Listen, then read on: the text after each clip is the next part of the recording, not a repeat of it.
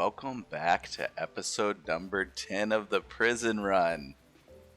If you've been watching this entire time, thank you. And if you watched the last episode, we had 17 prisoners at the end of that episode. But if you can count, right now we have 15. Because people be dying and stuff. It's hard to chop off people's legs. But luckily 4 desperate refugees are approaching. Ironically, they have fled here, escaping an organ harvesting operation. They're like, yeah, this place looks like a good place that can help us. So, of course, we have them drop all their weapons and line up in a row in the kill box. I brought them into the kill box just because it's open and nice, and I wasn't even necessarily thinking about all the turrets that we're going to just massacre all of them. But we did arrest one of them, so now we have 16 prisoners. Yeah, I mean, hey, at least they endured a quick death. If you're just arriving to this series, you might want to start from the beginning. Otherwise, this can be a standalone episode as well. Our goal is to see how many prisoners we can collect. In this room is obviously our prison. This is where our prisoners are kept. And we just kind of line them up, stack up the bodies for the Empire. We are subcontractors for the Empire, and we are trying to collect 40 prisoners is the goal. It's been a struggle. Food has been an issue. Turquoise Yatkins invading our base has been an issue. Our own people getting trapped in our own kill box has also been an issue, apparently.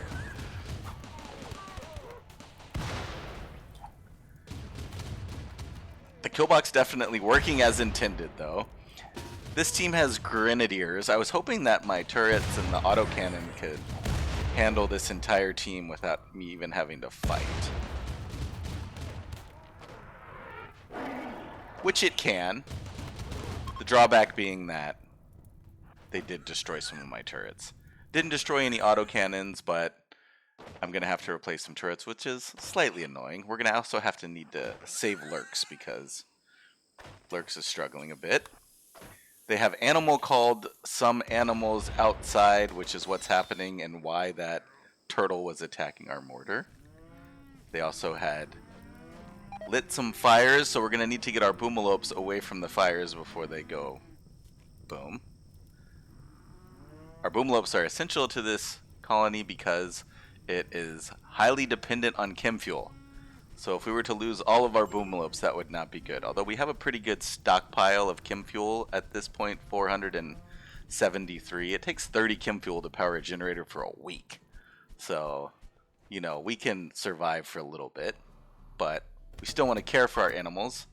This is our northern kill box, which is effective at repelling small raids. Downside to mountain base is you gotta go outside to do stuff a little bit. Upside is that it's hard to attack. It's also hard to transport everything into our base. We're getting raiders coming around, killing our rhinoceros, unfortunately. We have intermittently had rhinoceros and elephants throughout our time here in the jungle. And we have sacrificed many an animal in order to defend this prison. Hopefully, some of these people will pass out from their injuries and we can bring them into the prison. That is what Tails is trying to do right now. This person that has hit the spike trap, hopefully, will be able to be healed in time. Cod, the excavator, is going to die in 5 hours. However, Tails is a pretty good doctor because she spent the past few years performing minor surgery on all of these people we have captured. So through trial and error, she has learned her way around the human body. She is going to be able to grab this person and get out of there soon enough. We're still trying to rebuild the kill box from that other Yatkin raid. But our goal is that we can get her down here, carry this body down here, and then we'll have 17 prisoners.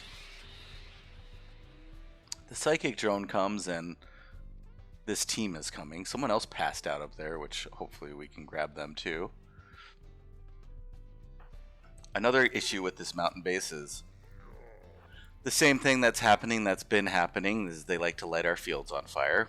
And unfortunately, we don't have our pop packs set up because of previous raids that have popped them. So we're going to have to go out here and do this the old-fashioned way, which is kite them into our kill box, or at least harass them enough so they want to come in.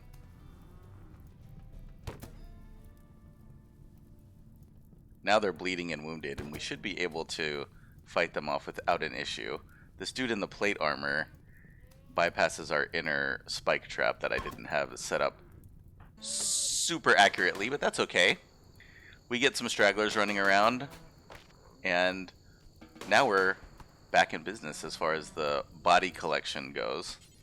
We still have one person up here that we could hopefully get, although that person's going to die in half an hour. I don't think Balls has the skills to capture him.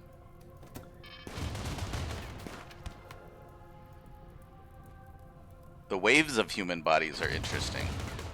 It's almost as if they want to be imprisoned.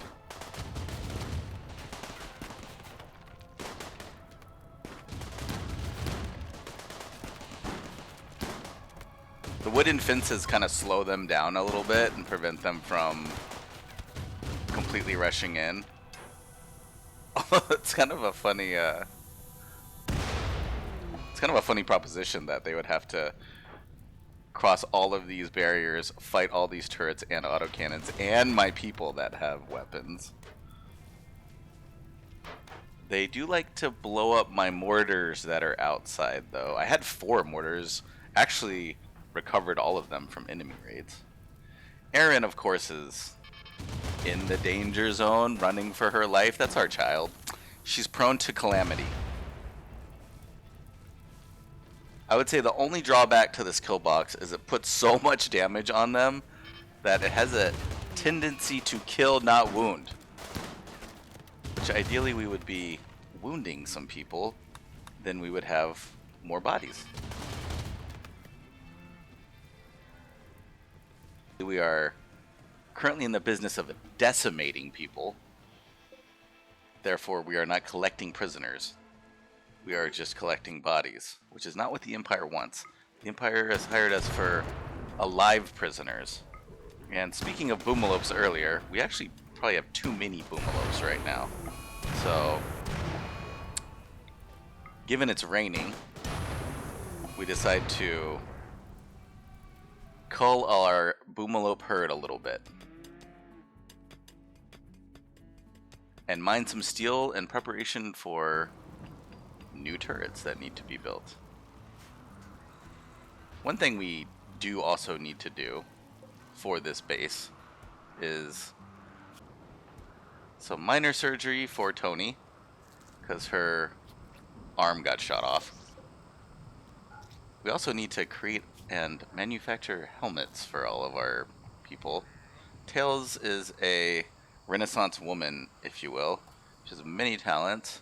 She can not only heal people, but also make helmets and blacksmith. Charlie is pretty much a master of one trade, which is mining. He has a drill arm, and he came specifically with Balls and Tails in order to mine. So he can make quick work of this tunnel, which is going to go around the outside of our kill box to the geothermal power plant so that we can create an additional hydroponics and solar room to grow more crops, because we need more food. Right now it may look like we have enough food, but soon, especially after this mission, we might be needing more food. That's because Balls and Tails decide maybe they should take on this quest. In return for taking on this quest, they'll get 8 mercenaries that will come help them. And this quest will bring, well, a bunch of raiders that can turn into prisoners, right? All we have to do is keep this one dude alive for 16 days. These guys help us, the raiders come, we fight them off, we have this nice kill box, everything goes according to plan, we win the game because we've completed our quest for the Empire, and then we can go back to the Boreal Forest where the Yatkin like to live because it's cold. They don't necessarily like to live in the jungle. So, what do? Well, we accept the quest, and then we get our guy, and we put him into one of the beds, put him there, keep him there, and care for him for the next 16 days.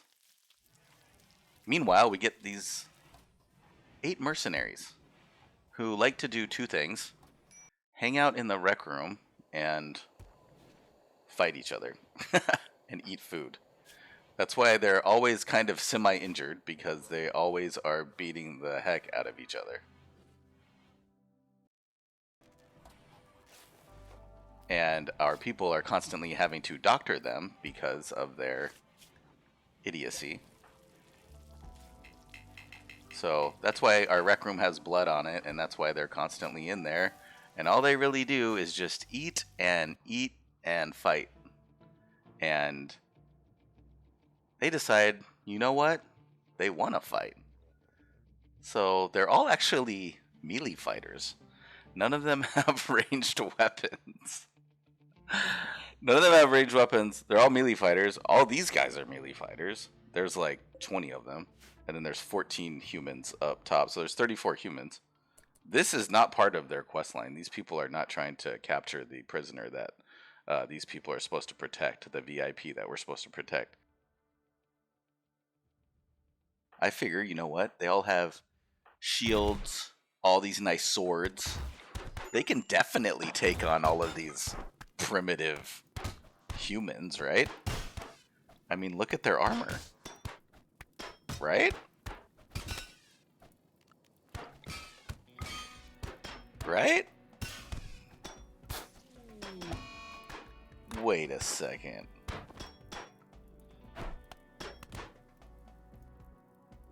Okay, so much for technology. I guess there's something to be said for good old-fashioned brute force and testosterone. All of them are down except for one of them, who's kind of just limping away. They didn't decide they wanted to finish them off, but instead went through our spike traps and then fled, because our people did kill some of their people.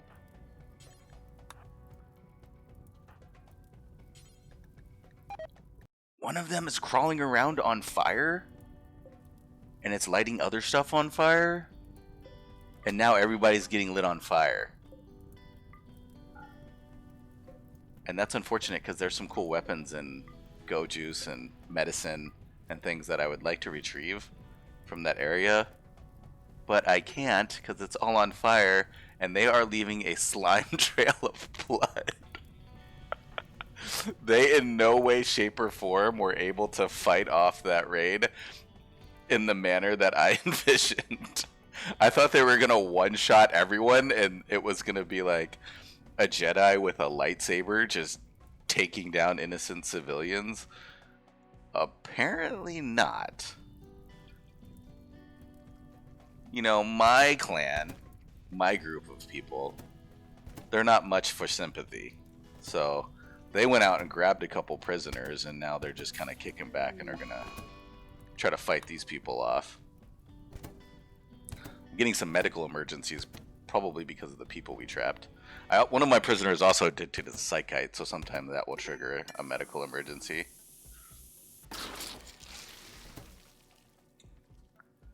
By the time they go through all of our spike traps and fight our mercenaries, they don't even make it into the kill box. Some of them have been downed, and we have collected a few more prisoners now, and we're probably going to be able to grab a couple more as well. 2 of the mercenaries have actually survived.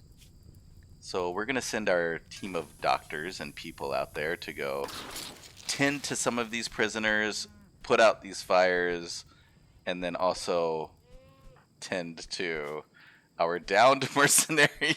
This dude crawled all the way from that fight. Now he's in the middle of the field. And all that nice stuff up there got burnt up in that small fire that started small but turned out to be perfectly placed on top of all that expensive equipment. So no loot for us, except for one uranium spear that was still left there. So now we have 21 prisoners. 21 prisoners. We have met our halfway mark. Our goal was 40. Is it possible? I'm not sure. It probably is. The amount of food is pretty wild. So consider this. We have 9 adults and 4 children that have to support 23 adults, okay, plus themselves. So 23 plus another 9 adults is 32 plus 4 children. So 37 humans we have to support, okay, because the 2 mercenaries don't work, right? So that's a lot of bodies for 9 adult humans and 4 kids to support as far as farming, cleaning, maintaining their food, doing everything. Right now I'm looking at this mechanoid raid that landed. And I'm waiting for this raid to come that came in for the prisoner that we have, Spin Salt. And it says that it's 13 days ago. So I have essentially 3 days until this is supposed to happen. So I actually just leave the mechanoid raid out there because now finally the raid comes that's supposed to be attacking me. And my thought is that if the mechanoids are there, these people land outside. Hopefully they'll fight the mechanoids, right? I mean, the enemy of my enemy is my friend. And they quickly move to start setting up some mortars, but you can see that they are actually pretty kitted. They have a fair amount of shields, guns, they have rockets, they're about to set up their mortars. So me just going out there to fight them would not be a great idea. Although my people that we had, the mercenaries, they probably would have had a much better time fighting these people that have ranged weapons. And they probably could have ran up on them and killed quite a few of them, which would probably have been a better strategy than using them to fight a bunch of cavemen with spears. But our people are gonna skirt death and mortar barrages. And luckily our base is under a mountain. However, if it's raining water, and also raining mortars, then it's gonna be hard to work in the fields because, well, you might get your neck blown off by a mortar round. So my people got to kind of stay inside right now, which is tough because they're going to have to rely solely on their hydroponics basins for food and whatever surplus they have remaining. The mechanoids are not triggering on them. They're still shooting mortars at us. My goal is that I can wait them out and then they'll come through my kill box. Unfortunately, I then remember that there's actually 2 halves to this raid. So the quest is for 2 people to come, and this team is not going to shoot mortars. They are going to come directly to my base, which sounds great because the mechanoids can kill them, except they're sleeping, which I thought was a process of mammals that have biological systems based on carbon life, and why a machine needs to sleep, I don't know, but that's cool. Either way, they are not coming through my kill box. They are quickly bombing the heck out of the mountain and apparently know exactly where to go in regards to destroying my home and my entire quest line. So in a little bit of panic, somehow they trigger the mechanoids. But what I noticed is that there's an old low shield by this climate adjuster from like the first months that we were in the jungle, or at least the first year. There was a mech raid, it left that climate adjuster, and I never destroyed that low shield. So some of them are standing in the low shield, and they are using it to fight the mechanoids, which is pretty frustrating because I was hoping that the mechanoids would kill more of them. One thing mechanoids did do at least is slow down their assault on my base, because, like, you know, some of them have at least pulled off to fight them. Some of them are still grenading their way through the mountain, though. This whole fight and this whole event that's happening outside of my base actually gives me an idea, though. If these guys can use the low shield to fight the mechs, this shield they put down themselves, but there's still a low shield over there, the big one. Maybe I can use it to fight them. So, we're going to shoot a couple more mortars at them and see what happens, because now that they're kind of outside the edge of the mountain, I might get lucky and hit some of them. They're kind of bunched up, too. Unfortunately, that's not happening.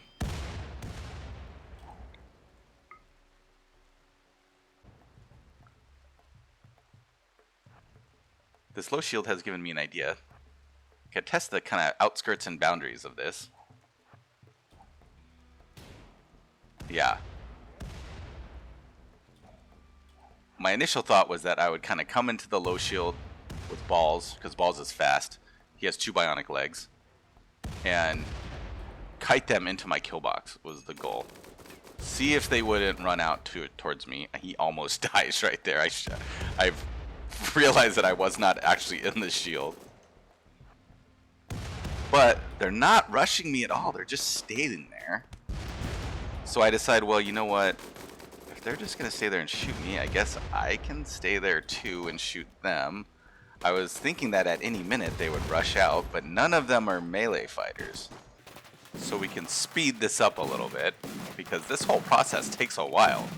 Balls is just standing in there shooting for a long time. He has a heavy SMG. He starts dropping them too.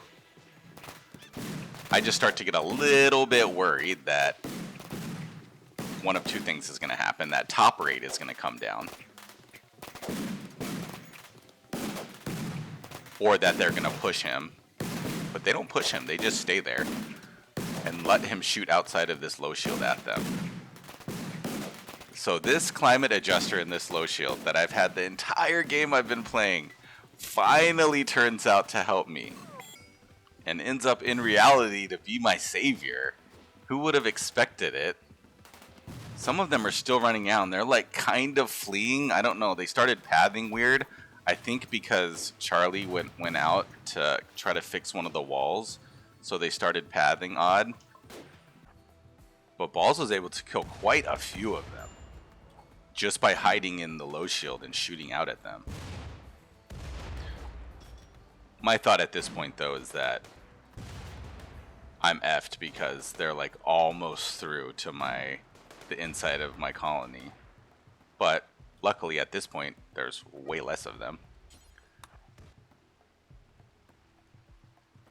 Some of them are kind of like starting to flee, and then it says that pirates from the Leopardmen have given up and are leaving. So after all that work, they tunneled through like 30 spaces worth of straight mountain, almost reached my base, and then gave up. And I'm not sure if that's because some of them died or some of them got wounded, but they're not fleeing. They're just disheartened. Maybe hungry, maybe upset with their life choices and the lack of loot. Maybe they ran out of drugs. You know, that could be another option. But we're able to capture a couple of them that got downed. They dropped a lot of good stuff. And drugs as well. My folks don't use that many drugs, but they're not totally opposed to it either. Because, you know, despite all of those shenanigans that just happened, we're still trying to collect bodies. And we're still trying to convince this raid that's up here to come attack us. Neither of these raids are really fully attacking us. My dream was to watch all these people come through my kill box rather than 3/4 of the way through my mountain wall and then mortar and pepper the heck out of my farm the entire time. So we're out of mortar shells. We have no more mortar shells. That's our last round and it missed. Of course. If it would have been 2 squares up, it would have killed like a few of them. But the shuttle arrived. So throughout this whole process, I forgot that I was waiting 16 days to put this person in here. So we gotta get spin salt and toss them in the shuttle and send this thing away so that these people will leave. Because I think this whole fight is a wash at this point. I mean, technically, I guess we won, right? Because more of my people killed more of their people. But still, this tunnel that they dug almost to my prison is annoying. Maybe I should have had spin salt in a different room. I wonder if they were pathing directly to the prison or the VIP. That's an interesting question. Like if I would have put that person somewhere else, what would have happened? Regardless, we survived. Bollocks, being the fastest, Yatkin, and also the co-owner of this prison, and Tails' husband, will load up this VIP prisoner and launch this sucker and receive our loot, which is some gold and some uranium. And then now we can wait for the enemy to depart the map. Okay. They're not going to depart the map. They're not going to depart the map. And I don't have enough food. I'm going to have to early harvest my rice plants because we're running out of food. People are sick. Prisoners are sick. Everyone's got infections. 10 of my colonists have muscle parasites. And this mortar colony is still out there. I thought that the shuttle would make them leave. It did not. However, they are finally attacking us. What do you know? There's 2 mechanoids left. And in the process of killing the last mechanoid, they dunked on one of their people. Some of their people are injured too from the mortars that I was shooting at them. So now we can see this team come through our kill box at least. They're trickling in as best they can. They're coming to fight us. We will prevail.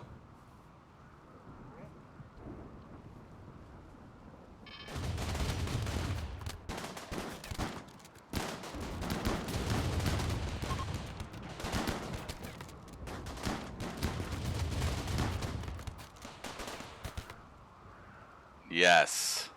They did not want any of that smoke, dude. They turned that corner and they were like, pass on that. I think that is not worth it. We would like to try to kill, maim, wound these people.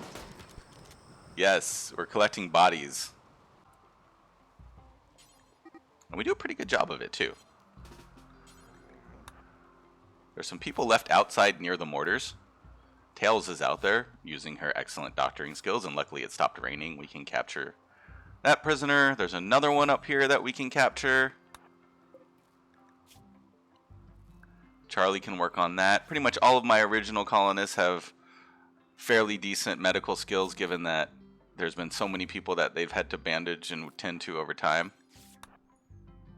We can capture this prisoner, and we have a lot of loot left outside there too. One of the biggest things I'm worried about is that my mountain base isn't much of a mountain base anymore, given that I have this tunnel that almost reaches my prison. However, I think that Balls and Tails at this point feel as if they have accomplished as much as they possibly can as far as the genetic collection of bodies for the Empire.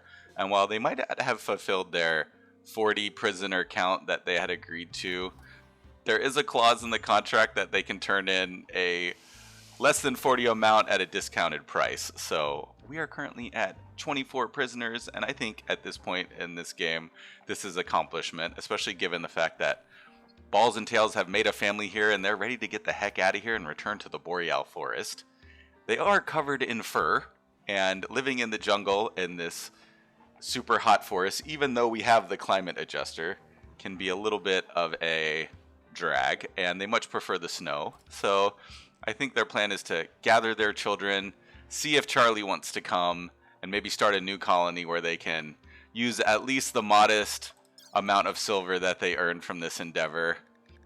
If you like this video, please click on the buttons below and join me on our next adventure where we follow a girl and her dogs. Thanks for watching.